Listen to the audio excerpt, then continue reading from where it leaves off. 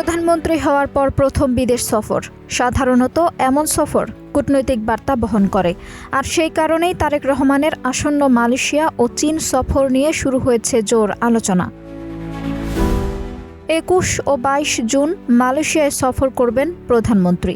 এরপর 23 June Kuala Lumpur থেকে সরাসরি যাবেন চীনের রাজধানী বেইজিংয়ে। 26 জুন দেশে ফেরার কথা রয়েছে তার।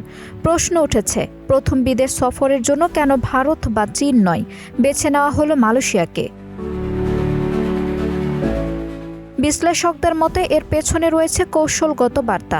ভারত চীন প্রতিদ্বন্দ্বিতার বিতর্ক এড়িয়ে ভারসাম্যের ইঙ্গিত দিতেই তৃতীয় একটি দেশকে প্রথম গন্তব্য হিসেবে বেছে নেওয়া হয়েছে।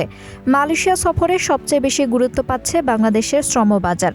দীর্ঘদিন ধরে বন্ধ থাকা মালয়েশিয়ার শ্রমবাজার পুনরায় চালু, অবৈধ বাংলাদেশি কর্মীদের বৈধতা দেওয়া এবং নতুন করে জনশক্তির রপ্তানির পথ খুলে দেওয়ার চেষ্টা করবে ঢাকা। পাশাপাশি শিক্ষা খাতে সহযোগিতা বাড়াতেও আলোচনা হতে পারে।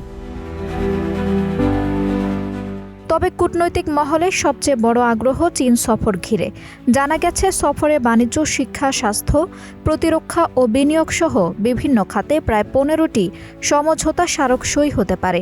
এছাড়া দ্বিতীয় পদ্মা সেতু, তিস্তা মহাপরিকল্পনা, যমুনায় নতুন সেতু, চীনা অর্থনৈতিক অঞ্চল, বৈদ্যুতিক গাড়ি উৎপাদন এবং কৃষি প্রযুক্তি হস্তান্তরের মতো গুরুত্বপূর্ণ বিষয়ও আলোচনায় আসতে পারে। বিশ্লেষকদের মতে মালয়েশিয়া সফর শ্রমবাজারে নতুন সুযোগ তৈরি করতে পারে, আর চীন সফর বাংলাদেশে বিনিয়োগ ও অবকাঠামো উন্নয়নের নতুন দুয়ার খুলে দিতে পারে। সব মিলিয়ে প্রধানমন্ত্রীর প্রথম বিদেশ সফর শুধু সৌজন্য সফর নয়, বরং বাংলাদেশের ভবিষ্যৎ কূটনীতি, অর্থনীতি ও আঞ্চলিক ভারসাম্যের জন্য হতে পারে গুরুত্বপূর্ণ এক বার্তা। আঞ্জুম হক আরবি, টাইম নিউজ ডেস্ক।